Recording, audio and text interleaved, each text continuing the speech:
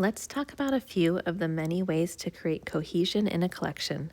I'm going to be painting 3 mini watercolor paintings today, and I've chosen 3 paint colors to work with: Venetian red, yellow ochre, and ultramarine blue.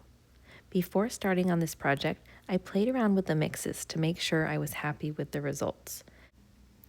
So as you can see here, I was able to create different variations of orange, of green, and of purple, just by adding a little bit more or a little bit less of the different colors. And mixing the 3 together will result in a brownish color that I can vary from light and muted to more saturated and darker, depending on the ratio of water versus paint. So I've cut down my cold pressed watercolor paper to 3-inch squares, and I've sketched just the most basic of outlines, nothing detailed, but enough to remind me of what the plan is. I've sprayed down my paper with a misting bottle, and I'm starting with ultramarine in the sky. So clearly, color is going to be the main element tying this quick collection together, but that doesn't mean that there won't be any other similarities. For example, I'm starting out with a brush that's fairly large when compared to the 3-inch canvases. This will force me to keep my first layer loose. I'd like the whole set of paintings to have a loose and casual feel. Moving quickly and using a large brush will help me to achieve this. So in addition to color, style can also tie a collection together. Will you be painting loose and free or tight and detailed? Are you going for abstract, realistic, or somewhere between the two? Do you want your artwork to have crisp and clean lines and perfect precision, or do you like the hazy and dreamlike look better?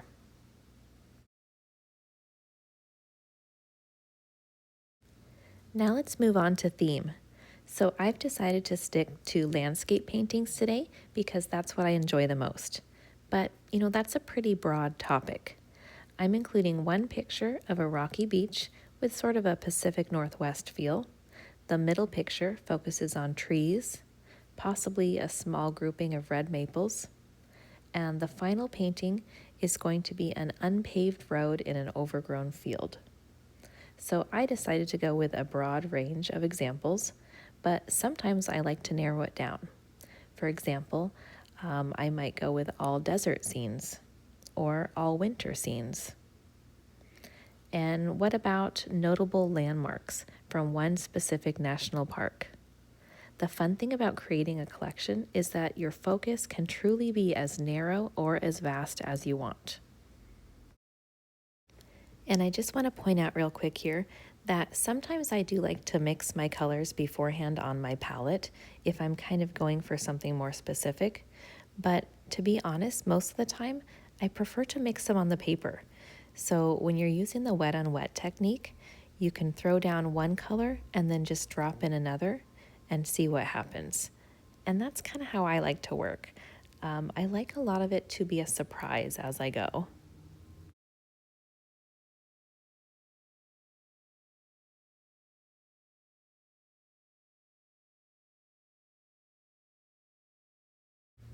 This little bunch of red here will be my maple trees.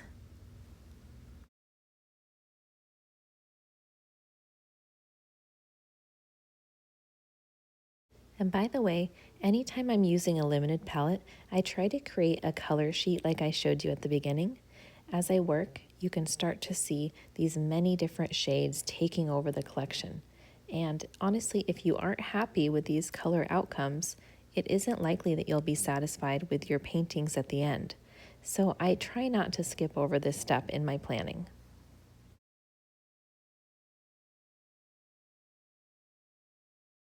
Let's talk about some other ways that we could tie a collection together. So what about using a black pen and going over some of the more important details with a fine liner? Or making sure the overall vibes and feelings are consistent. Now, this one can be more difficult, especially if you aren't relying on color or theme to tie your work together. But just think about what an interesting and rewarding challenge that would be.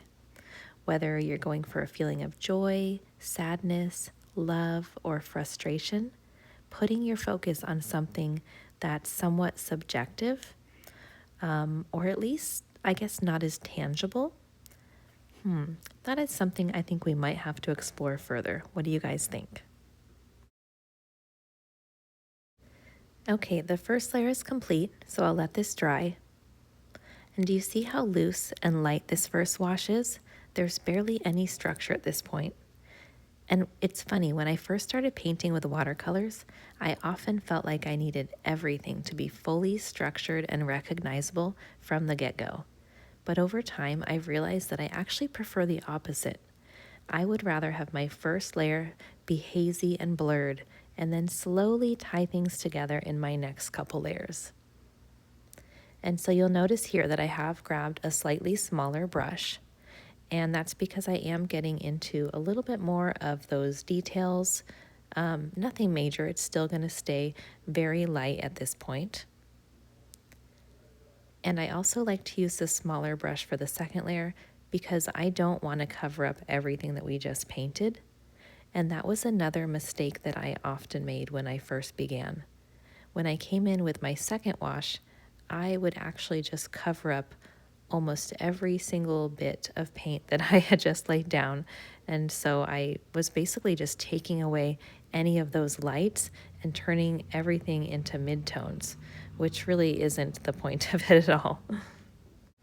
So yeah, I guess the point is when you do have a slightly smaller brush for the second layer, it's not as easy to cover everything up. You will be able to leave those lights in place a lot easier.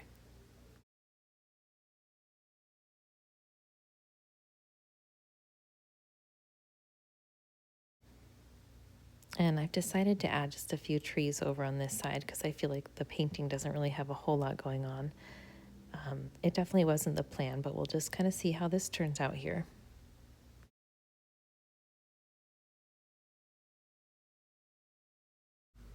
So I think what I'll do now is just play some nature sounds in the background, and every now and then I'll probably just pop on just to talk about different elements of the painting and how things are going.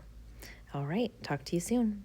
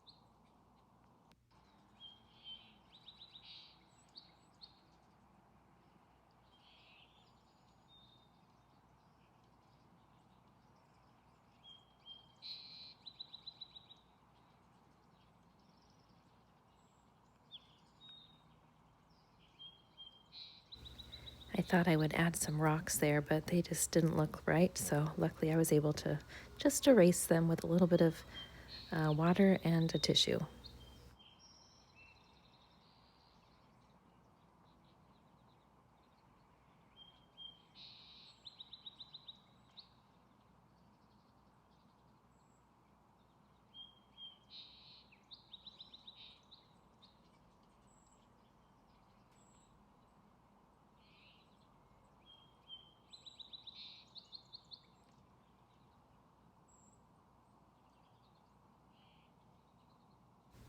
I'm adding some more color to my clouds here and my sky, but I don't want it to be too harsh. So after I initially put the color down, I came back through with a damp brush and just softened the edges a bit.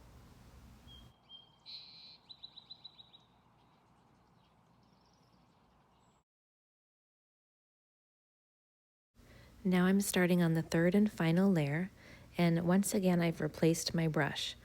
In this third layer, I'm going for just the smallest and the darkest details, and I have this little brush. I think it's called a filbert wisp. I have another video all about these wisp brushes, so I'll include that right above here if you're interested. And the nice thing about these is that it kind of looks like a fork or a rake. So what you can do is just rake right along the surface and not fill in everything. So you can wind up with almost like a dry brush effect, even if you are using wet paint. Hopefully that kind of makes sense.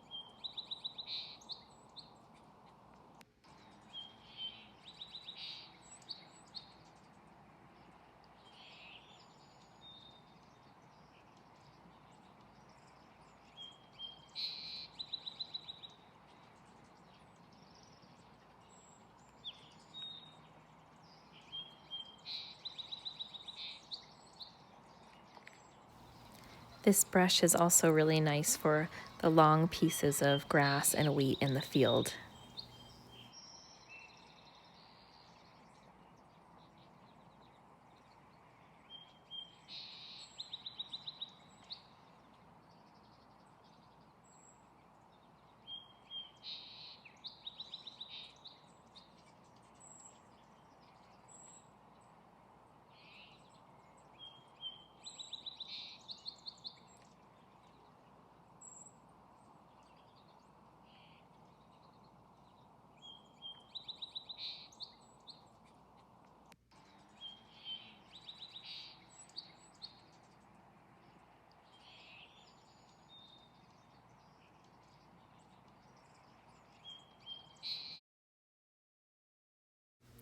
All right, let's remove this tape and take a look at the final pieces.